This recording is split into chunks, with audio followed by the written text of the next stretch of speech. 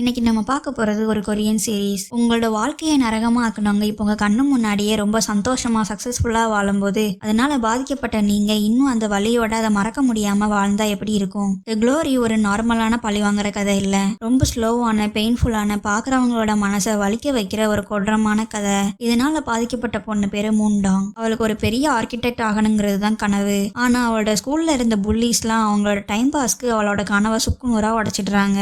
இதனால ஸ்கூலை விட்டே போன அவங்க பண்ண கொடுமையை ஒரு நிமிஷம் கூட மறக்காம தன்னோட 20 வருஷ வாழ்க்கையை கழிக்கிறா. அந்த ஸ்கூல்ல நடந்த எதையுமே மறக்க முடியாத 20 வருஷம் அப்புறம் திரும்ப அந்த புள்ளியோட வாழ்க்கைக்குள்ள போறா. சோ அவளோட வாழ்க்கையை நரகமாக்குனவங்களோட வாழ்க்கையை அவ நரகமாக்குனாலா இல்லையான்னு பார்க்கலாம். இது தி க்ளோரி சீசன் 1 எபிசோட் 1. ஃபர்ஸ்ட் சீன்ல இந்த ஸ்டோரியோட ஹீரோயின் மூன்டாங் அதிகாலை நேரத்துல தன்னோட திங்ஸ் எல்லாம் பேக் பண்ணிட்டு ஒரு கார்ல வேற ஒரு சிட்டிக்கு போயிட்டு இருக்கா. அங்க ஒரு வீட்டுல குடியேறினவ அதோட ஆப்போசிட்ல இருக்கிற ஒரு பெரிய வீட்டை வாட்ச் பண்ணிட்டே நிக்கிறா. அதுக்குள்ளே அங்க வந்து அவளோட ஹவுஸ் ஓனர் எப்படி இருக்கான்னு கேட்டுட்டு அந்த கார்டன்ல பூத்திருக்க ஒரு பூவை பறிச்சு கொடுத்துட்டு அவளை வெல்கம் பண்றாங்க. அப்படியே அவங்க அங்க இருந்து வேஸ்டான பூந்தொட்டியை போட்டு உடைக்க இவளுக்கு அவ கடந்த காலத்துல அனுபவிச்ச எல்லா கொடூரமான மெமரிஸும் திரும்ப ஞாபகம் வருது. அதுல இவளை யாரோ உடம்பு ஃபுல்லா சூடு வச்சு மாடியில இருந்து கீழே தள்ளுற மாதிரி தெரியுது. அடுத்த நாள் அவ யோன்ஜின் ஒரு பொண்ணோட போட்டோ அதனோட வீட்டுல இருக்கிற சவுறு ஃபுல்லா பின் பண்ணி வைக்கிறா. ஆனா இவ பண்றதெல்லாம் பார்த்துட்டு அந்த போட்டோஸ்ல இருந்த யூன்ஜின்ங்கிற பொண்ணும் அவ வீட்டுக்குள்ள வரா. அப்ப அங்க நிக்கிற மூணை பார்த்து உனக்கு பைத்தியம் எதுவும் பிடிச்சிருக்கா, என்னோட போட்டோவை செவரு ஃபுல்லா வச்சு என்ன பண்ண போறான்னு கேட்க அவளும் நீ இன்னும் கொஞ்சம் கூட மாறவே இல்லை, ஒருத்தங்க வீட்டுக்குள்ள போறதுக்கு முன்னாடி செருப்பை கழட்டிட்டு போகணும் கூட தெரியலன்னு சொல்லிட்டு அவளை அடிச்சு கீழே தள்ளுறா. அப்படியே உன்னை கொல்றதுக்காக தான் நான் இந்த ஊருக்கே வந்திருக்கேன்னு சொல்ல கீழே அடிபட்டு கிடக்குற அவளோ சிரிக்கிறா. அதை பார்த்து கோவமான மூணும் அவ எப்படி அந்த ஊருக்கு வந்தாலும் ஃபுல் கதையும் சொல்ல ஆரம்பிக்கிறா. இவங்க ரெண்டு பேரோட கதை ஸ்டார்ட் ஆகினது அவங்க ஸ்கூல் படிக்கிறப்போ. அந்த ஸ்கூல்ல படிச்சுட்டு இருந்தப்போ யோன்ஜின் மூணை ரொம்ப அடிச்சு டார்ச்சர் பண்ணதால என்ன பண்றதுன்னு தெரியாத மூணும் போலீஸ்ல கம்ப்ளைண்ட் பண்ணிடுறா. ஆனா அவங்களோட ஸ்கூல் பிரின்சிபலோ அப்படி எதுவுமே அங்க நடக்கலன்னு சொல்லி கம்ப்ளைண்ட்டை வாபஸ் வாங்கிடுறாரு. அவர் ஏன் இதெல்லாம் பண்றாருன்னா யோன்ஜினும் அவளோட ஃப்ரெண்ட்ஸும் பணக்கார பசங்க, அது மட்டும் இல்லாம யோன்ஜினோட அம்மா இவரோட பெஸ்ட் ஃப்ரெண்ட். ஸோ கம்ப்ளைண்ட்டும் வாபஸ் ஆனதால அந்த பணக்கார பசங்களோட அம்மா அப்பா வந்து எல்லாரையும் கூட்டிட்டு போயிடுறாங்க. இதெல்லாம் பார்த்து ஷாக் ஆன அவகிட்ட அங்க வந்து அவளோட டீச்சரும் ஏன் கம்ப்ளைண்ட் கொடுத்தன்னு சொல்லி திட்டிட்டே கூப்பிட்டுட்டு போயிடுறாரு. இங்க யோன்ஜினோட அம்மா அவ பண்ண தப்ப சரி பண்றதுக்காக அவ மேல உப்பு அள்ளி போடுறாங்க. அப்படியே உன்னோட நேரம் இப்போ சரியில்லை, அதனால கொஞ்சம் பார்த்து நடந்துக்கோன்னு சொல்லிட்டு அவளுக்காக ஒரு பூஜையும் வைக்கிறாங்க. இதெல்லாம் பார்த்து போர் ஆகின யோன்ஜினோ மொபைல்ல கேம் விளையாடிட்டே பூஜை எப்போ முடியும்னு வெயிட் பண்ணிட்டு இருக்கிறா. அடுத்த நாள் யோன்ஜினோட ஃப்ரெண்ட்ஸ் மறுபடியும் அவகிட்ட மூணை கூட்டிட்டு வர அவளோ உன்னை டார்ச்சர் பண்ணதுக்கு ரொம்ப சாரி, எங்களை மன்னிச்சிடுன்னு சொல்றா. அப்படியே என்னோட ஹேரை ஸ்ட்ரைட் பண்ணணும், ஸ்ட்ரைட்னர் கொஞ்சம் சூடா இருக்கான்னு பார்த்து சொல்லுன்னு சொல்ல அவளோட ஃப்ரெண்ட்ஸும் மூணை டைட்டா பிடிச்சிக்கிறாங்க. அப்போ அவ கையில அதை வச்சு சூடு வச்சு பார்த்துட்டு சூடா இருந்ததால இவளோட ஹேரை ஸ்ட்ரைட் பண்றா. வலி தாங்க முடியாம கதறி அழுத மூன் ஹெல்ப் கேட்க யாரும் இங்க வரமாட்டாங்கன்னு சொல்லிட்டு எல்லாரும் சிரிக்கிறாங்க. ஏன் இப்படி என்ன கொடுமைப்படுத்துறீங்கன்னு மூன் கேட்க யோன்ஜினோ நான் என்ன பண்ணாலும் யாரும் எதுவுமே கேட்க மாட்டாங்க, போலீஸ்ல கம்ப்ளைண்ட் கொடுத்தாலும் எனக்கு எதுவுமே ஆகல பாத்தியான்னு சொல்லிட்டு சூடு குறைஞ்சு போச்சான்னு பாருன்னு சொல்லிட்டு மறுபடியும் அவ கையில சூடு வைக்கிறா. இதுல கொடுமை என்னன்னா இப்படி நடக்கிறது அங்க ஸ்கூல்ல இருக்கிற எல்லா டீச்சர்ஸ்க்கும் தெரியும், ஆனா ஒருத்தவங்க கூட இவளுக்கு ஹெல்ப் பண்ண வரல. அடுத்த நாள் நர்ஸ் கிட்ட போன மூன் உடம்புல காயம் இருக்குன்னு சொல்லி மருந்து கேட்க நர்ஸும் அவளோட காயத்தெல்லாம் பார்த்து ஷாக் ஆகுறாங்க. நான் உன் கூட வாரேன் வா, இப்பவே போய் நம்ம கம்ப்ளைண்ட் பண்ணலாம்னு சொல்லிட்டு யாரு பண்ணாங்கன்னு நர்ஸ் கேக்குறாங்க. இங்க பெட்ல ரெஸ்ட் எடுத்துட்டு இருந்த யோன்ஜின் அதை நான் தான் பண்ணேன், போன தடவையும் நான் தான் பண்ணேன்னு சொல்ல ரெண்டு பேரும் ஷாக் ஆகி அவளையே பாக்குறாங்க. ஃபியூச்சர்ல யோன்ஜினோட பொண்ணு கிட்ட வந்த மூணை பார்த்து எங்க அம்மாவும் இதே ஷூ வச்சிருக்காங்கன்னு எதுவுமே தெரியாத அந்த சின்ன பொண்ணு சொல்றா. நீ தானே யோன்ஜினோட பொண்ணுன்னு கேட்ட மூன் கிட்ட உங்களுக்கு என்னோட அம்மாவை தெரியுமான்னு சிரிச்சுட்டே கேக்குறா. அதுக்கு மூணும் நான் உன் அம்மாவை பத்தி தான் டெய்லியும் நினைச்சிட்டு இருக்கேன்னு சொல்லிடுறா. ஸ்கூல்ல கொடுமையை அனுபவிச்சுட்டு வீட்டுக்கு வந்த மூன் வீட்டுல இருந்து நிறைய சவுண்டு கேட்டதால உள்ள போகாம வெளியே நிக்கிறா. உள்ள பார்த்தா யோன்ஜினும் அவளோட ஃப்ரெண்ட்ஸும் உட்காந்து ட்ரிங்க் பண்ணிட்டு இருக்க மூணை பார்த்ததும் எங்க போனா சீக்கிரமா வான்னு உள்ள கூப்பிடுறாங்க. அப்போ அவளோட உண்டியல் எடுத்த அவங்க அதை உடச்சி காசெல்லாம் கீழே கொட்டுறாங்க. அப்படியே உனக்கு இந்த உண்டியல் வேணும்னா எங்க எல்லாருக்கும் டான்ஸ் ஆடி காட்டு, இல்லைன்னா உன்னோட அந்த அழகான கால சூடு வைப்போம்னு சொல்றாங்க. ஆனா மூணு அவங்க சொல்லியும் டான்ஸ் ஆடாததால அவளோட கால்லையும் அயன் பாக்ஸால சூடு வச்சிடுறாங்க.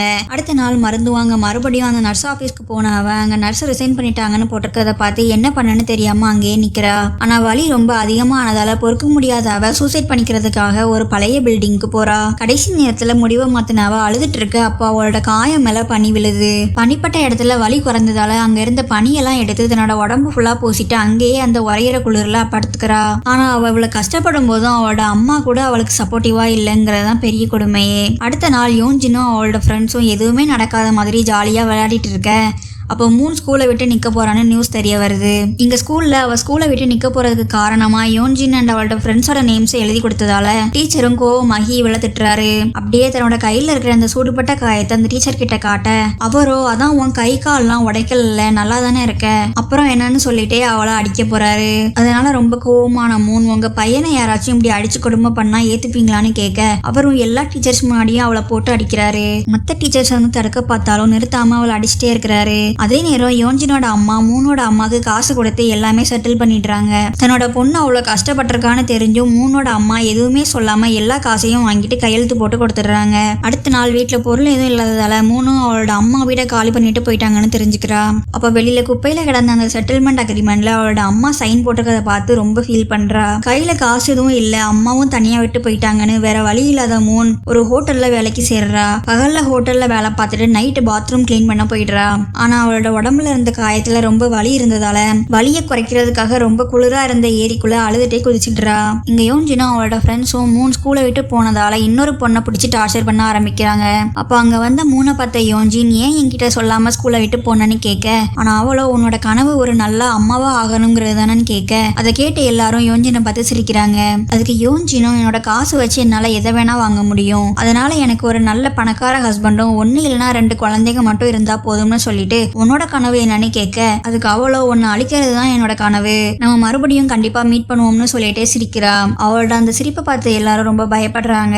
அப்புறம் ரொம்ப கஷ்டப்பட்டு நிறைய வேலை செஞ்ச மூன் தன்னோட படிப்புக்காக காசு சேர்க்க ஆரம்பிக்கிறா. அப்படியே வேலை செஞ்சுட்டே படிச்ச அவளை அங்க இருந்த மேனேஜர் தலையில அடிச்சிடுறாரு. ஆனா அங்க ஒர்க் பண்ணிட்டு இருந்த மத்த லேடிஸ்லாம் அவளோட காயத்தை பார்த்து அவளுக்கு ரொம்ப பாவப்படுறாங்க.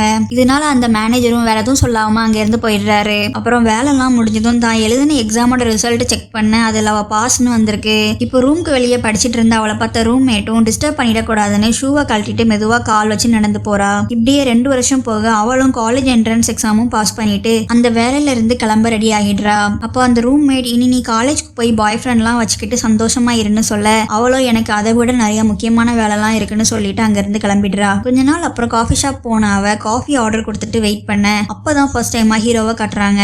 அவனும் காஃபி ஆர்டர் கொடுத்துட்டு அவ பக்கத்திலேயே நிக்கிறான். ஆனா 2 பேரும் இன்னும் டைரக்டா மீட் பண்ணிக்கல.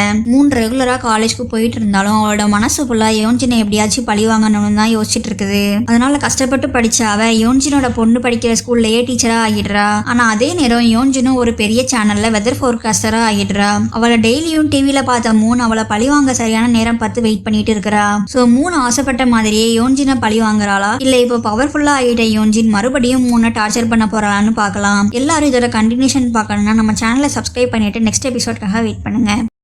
நம்ம வச்ச போல்ல மோஸ்ட் ஆஃப் தம் கேட்ராமாக்கு தான் ஓட் பண்ணியிருக்கீங்க. ஸோ இந்த வீடியோ பார்க்குற உங்களுக்கும் இதே மாதிரி நிறைய கேட்ராமா எபிசோட்ஸ் வேணும்னா எந்த கேட்ராமா வேணும்னு அந்த கேட்ராமோட நேமை கமெண்ட்ல சொல்லுங்க. இல்லை வேற ஹாலிவுட் சீரிஸ் வேணுனாலும் அதோட நேமையும் கமெண்ட்ல சொல்லுங்க. எந்த சீரிஸோட நேம் அதிகமாக வந்திருக்கோ நெக்ஸ்ட் நான் அந்த சீரிஸோட வீடியோ போஸ்ட் பண்ணுறேன். அண்ட் அதே மாதிரி இந்த வீடியோ பிடிச்சிருந்தாலும் மறக்காம ஒரு லைக் கொடுத்துருங்க.